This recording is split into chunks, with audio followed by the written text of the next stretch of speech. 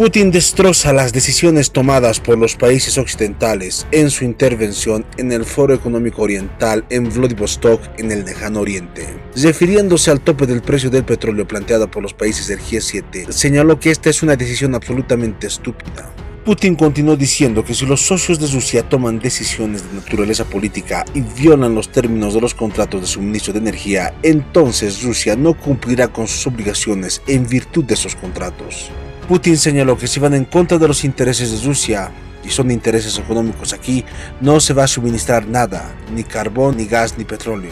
Señala a su vez que se cumplirían a cabalidad con las obligaciones contractuales, pero si alguien trata de imponer algo, quiero recalcar, señaló el presidente ruso, que no tienen derecho a obligar a aceptar a Rusia sus deseos. El presidente ruso también se refirió al tema de la seguridad alimentaria. Señaló que el acuerdo al que se llegó con la participación de Turquía, que iba a beneficiar a los países empobrecidos de África, no sirvió para tal efecto, sino que más bien los cargamentos de grano ucraniano fueron a parar a manos de los países occidentales en desmedro de los países pobres.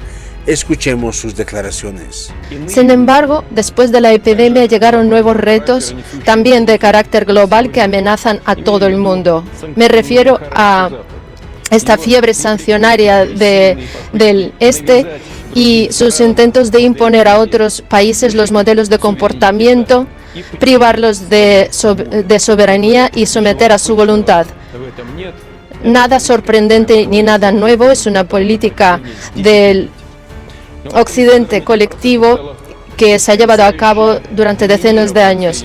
Este dominio de Estados Unidos en la economía y política global de Estados Unidos se está desapareciendo. Como ya he dicho, últimamente en todo el sistema de las relaciones internacionales se han producido cambios tectónicos. Ha aumentado el papel de países con muchas perspectivas y sobre todo en la región de Asia-Pacífico.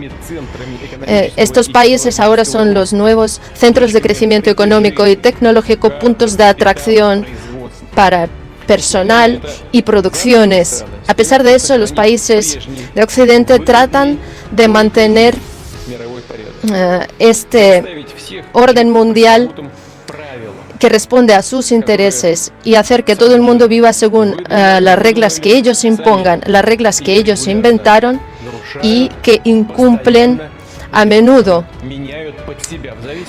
y que cambian según la coyuntura actual. Las élites de Occidente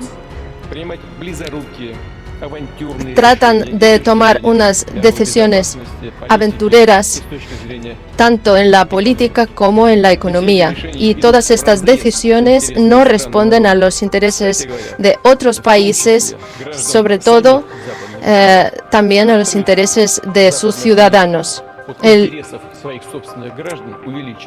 Esta diferencia en los intereses de los gobiernos y de los ciudadanos está aumentando. Están sacrificando el bienestar de sus ciudadanos, respondiendo a la voluntad de Washington y sacrificando para mantener la dictadura de Estados Unidos en el orden mundial. En primavera, muchas corporaciones internacionales declaraban que se iban de Rusia creyendo que nuestro país sufriría más que otros de esta situación, pero estamos viendo cómo uno detrás de otro se están cerrando puestos de trabajo en Europa, y una de las razones clave es la ruptura de los lazos empresariales con Rusia. Las capacidades productivas en Europa están disminuyendo porque los gobiernos están privando a las producciones de los recursos y de los mercados de venta. Y no es de sorprender, porque la base de los negocios europeos en general y al final será ocupado por sus tutores estadounidenses, porque están persiguiendo sus intereses y no se limitan en nada y intentando resistir a la ruta histórica, ante nuestros ojos se está perdiendo la confianza en el dólar, en el euro y en la libra como divisas para hacer las cuentas y para nominar los activos. Y paso tras paso nos estamos alejando del uso de estas divisas inseguras y comprometidas. Incluso los aliados de Estados Unidos poco a poco están disminuyendo sus reservas en dólares. Lo estamos viendo en la estadística. Poco a poco el volumen de las cuentas en dólares también está disminuyendo y también de los ahorros en dólares. Quisiera subrayar que ayer Gazprom y sus socios chinos tomaron la decisión de pasar al rublo y yuan en una proporción de 50-50 al pagar los suministros de gas. Con estas acciones, los gobiernos de Occidente están fomentando la inflación que ya ha batido los récords de muchos años en las economías desarrolladas. Y todos sabemos, y lo voy a repetir, que a finales de junio la inflación en Estados Unidos alcanzó el 8,5%. En Rusia ahora es de unos 14%, pero la tendencia, a diferencia de las economías occidentales, es de bajada. Y creo que a finales de año tendremos como 12% de inflación y según muchos expertos, seguramente para la segunda mitad del año que viene tendremos unos 5 o 6% de inflación o incluso dicen 4%. Lo veremos más adelante, pero la tendencia es positiva y en Alemania es del 7,9%, Bélgica 9,9%, en Letonia 20,8% de inflación, en Lituania 21,1% y en Estonia 22,2%. Y la tendencia es al alza. Puede ser una verdadera tragedia para la mayoría de los países más pobres del mundo que se están enfrentando a un déficit de alimentos, recursos energéticos y otras mercancías de importancia vital. Más cifras que subrayan la importancia de estos problemas. Si en el año 2019 135 millones de personas sufrían la falta de alimentos, ahora la cantidad de estas personas ha aumentado a la mitad y es de 345 millones de personas que sufren del déficit de alimentos. Los países pobres están perdiendo el acceso a las mercancías de importancia vital debido al crecimiento brusco de los precios. Por ejemplo, la mayor parte de los navíos, por mucho que se haya hablado de la importancia de asegurar la salida del trigo ucraniano para apoyar a los países más pobres, no podemos dejar sin respuesta esto. A pesar de lo difícil de la situación en Ucrania, nosotros hicimos todo lo posible para que los cereales saliesen de Ucrania, y también lo he hablado con los líderes de los estados africanos y les prometí que haríamos todo lo posible para defender sus intereses y que colaboraríamos en la salida del cereal ucraniano, y lo hicimos junto con Turquía. Y el resultado, les voy a informar, estimados colegas, si excluimos a Turquía como un país intermediario, prácticamente todos los cereales que salían de Ucrania no iba dirigido a los países más pobres, sino a los países de la Unión Europea. Con el programa de la ONU, que supone la ayuda a los países más necesitados, solo se cargó 2 barcos, solamente 2 de los 87, y en ellos se sacó 60.000 toneladas de alimentos, que es un 3%, que se dirige a los países en vías de desarrollo. Como en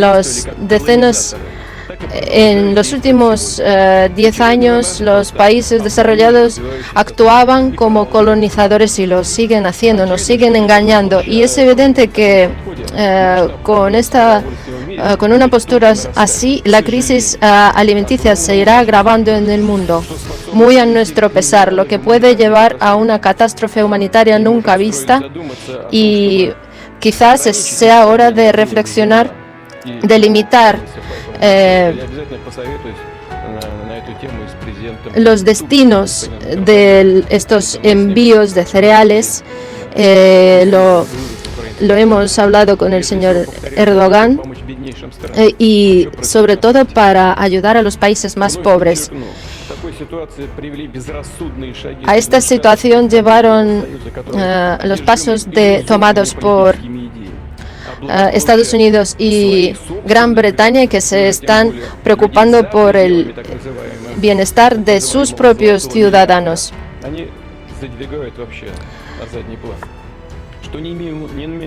Y eso llevará a los países de Occidente al callejón de salida de una crisis sin precedentes y tendrá consecuencias para todo el mundo. Estimados colegas, Rusia está superando la agresión económica y tecnológica de Occidente. Es una agresión. Hemos estabilizado el mercado de divisas. Estamos conteniendo la inflación. El nivel de desempleo está en sus mínimos históricos, menos del 4%. Las valoraciones y pronósticos de los expertos y de empresariales ahora son mucho más optimistas que a principios de la primavera.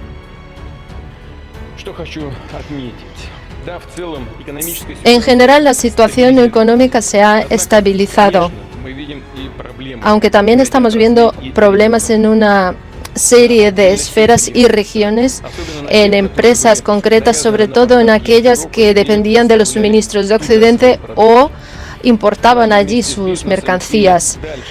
Es importante seguir tomando decisiones operativas y lanzar mecanismos de acción. Quisiera pedir que este problema se siga discutiendo, aunque nosotros casi todos los días lo estamos haciendo, pero aún así, a pesar de los elementos de estabilización que acabo de mencionar, también entendemos los riesgos y siempre hay que tenerlos en cuenta. Somos un país soberano y seguiremos defendiendo nuestros intereses nacionales, realizando una política independiente, y valoramos estas cualidades también en nuestros socios que durante años han demostrado su responsabilidad en la cooperación de inversiones y en otras esferas. Me refiero a nuestros colegas de la región de Asia-Pacífico, la mayoría no apoya la lógica de las sanciones.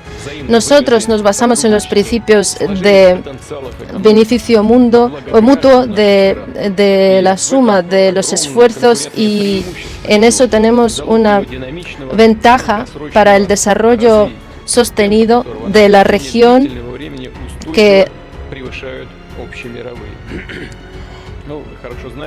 y saben muy bien que en los últimos 10 años el PIB de los países asiáticos ha ido creciendo en un 5% anual, mientras que el mundial solamente en un 3% y en Estados Unidos y Unión Europea solamente en un 1%. Y es importante que esta tendencia se mantenga, y eso llevará a que la parte de la economía asiática en el PIB global crecerá del 37 hasta un 45% para el año 2027, y esta tendencia seguramente se mantenga. Es importante para Rusia que, junto con las economías del Asia-Pacífico, también crezca la economía del lejano oriente de Rusia, que en esta región tengamos mejores condiciones para la vida de las personas, que mejore su calidad de vida, que aparezcan nuevos puestos de trabajo y nuevas producciones eficaces. Ya se han puesto a prueba las preferencias administrativas y tributarias y proyectos en las esferas de la biotecnología y energía limpia. Los volúmenes de producción han crecido en un 25%, que es un tercio más que en todo el país en general. Los ritmos de la producción industrial superan los ritmos de crecimiento de la producción en el país en total. Seguiremos estimulando este crecimiento económico de la región utilizando los métodos de apoyo estatal, formando unas condiciones favorables para el sector de los negocios. Seguiremos construyendo el mecanismo del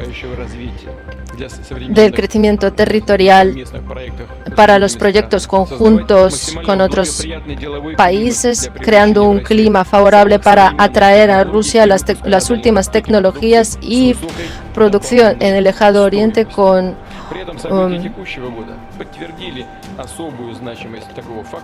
es muy importante tal factor como la accesibilidad de las materias primas sin las que es imposible ningún tipo de producción. Y Rusia es casi el único país en el mundo capaz de abastecerse solo con los recursos naturales, y en eso el lejano oriente desempeña un país crucial. El carbón, los metales, la madera, en todas estas esferas es un suministrador clave tanto para el mercado interno como para nuestros socios en el extranjero. Nosotros contamos con el uso inteligente de los recursos naturales, respetando los estándares ecológicos más altos, y nosotros utilizaremos estos recursos para mejorar los ingresos de las personas y el desarrollo en el interior del país. Ya hemos modernizado la esfera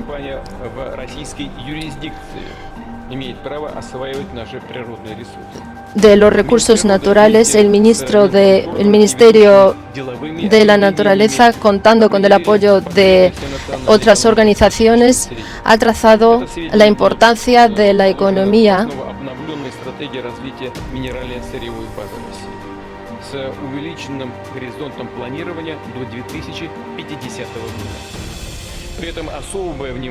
Prestamos especial atención a la producción de los materiales en déficit, como litio, neonio, por ejemplo, que se están utilizando en la metalurgia, en la esfera de la medicina, microelectrónica y otras, en las nuevas tecnologías de la acumulación y el traspaso de las energías. Pido al gobierno que analice la situación de los biorecursos, donde tenemos el sistema de las cuotas, donde tenemos que lograr un volumen total de las producciones para asegurar un desarrollo armónico de la región. Los medios, las finanzas que recibe el Estado de la explotación de los recursos acuáticos se tiene que destinar para aumentar los ingresos de los ciudadanos locales. En los últimos años hemos realizado grandes planes para desarrollar la infraestructura de transporte de las vías ferroviarias, puertos y gasoductos. Estas decisiones permitieron al negocio, en las condiciones actuales, reconstruir la logística y enviar los suministros a aquellos países que quieren comerciar con nosotros, que prefieren unas relaciones de negocios predecibles. A pesar de los intentos de la presión exterior, el volumen de intercambios en los 7 meses del año actual ha permanecido en el mismo nivel que el año pasado, que son unos 482 millones de toneladas de mercancías. En los puertos del Lejano Oriente ahora tenemos un verdadero boom logístico. Los volúmenes son tales que los especialistas están trabajando sin descanso día y noche. Por mucho que alguien quiera aislar a Rusia, como siempre hemos dicho, es imposible. Solo basta con ver el mapa. Usando nuestros recursos, seguimos aumentando nuestro potencial de transporte. Estamos creando nuevas rutas y aumentando su potencia.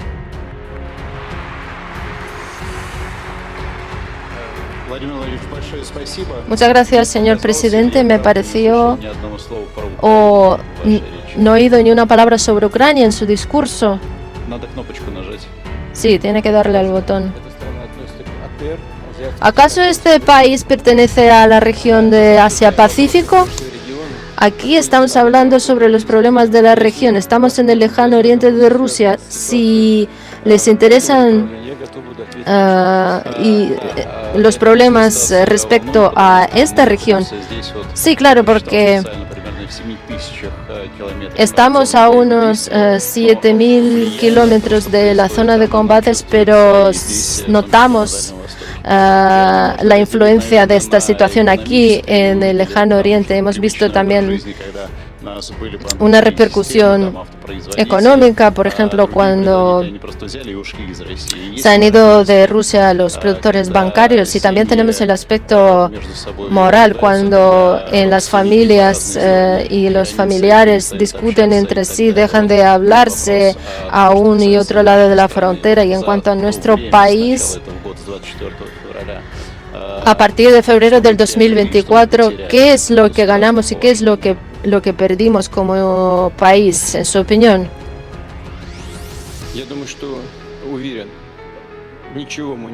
Estoy seguro de que no hemos perdido ni perderemos nada desde el punto de vista de las ganancias. Nosotros hemos reforzado nuestra soberanía y es un resultado inevitable de lo que está pasando ahora mismo. Sí, claro, hay polarización tanto en el mundo como dentro del país, pero creo que será en beneficio nuestro, porque todo lo que nos impide evolucionar será rechazado. Nosotros aumentaremos los ritmos de desarrollo, porque el desarrollo moderno solo se puede basar en la soberanía. Todos nuestros pasos en esta dirección están dirigidos para profundizar y aumentar nuestra soberanía. Y me gustaría volverlo a decir que nosotros no hemos empezado nada en cuanto a las acciones militares. Estamos intentando terminarlas. Después del golpe de Estado en Ucrania en el 2014, aquellos que no querían un desarrollo pacífico y quería someter al pueblo a su voluntad, realizando genocidio en el Donbass durante 8 años, Rusia ha tomado la decisión, después de unos intentos de solucionarlo por vía pacífica, tomó la decisión de responder de la misma forma, igual que nuestro enemigo potencial, por vía armada. Lo hicimos conscientemente. Todas nuestras acciones tienen como meta ayudar a los ciudadanos del Donbass, y finalmente eso fortalecerá nuestro país, tanto por dentro como respecto de sus posiciones políticas exteriores.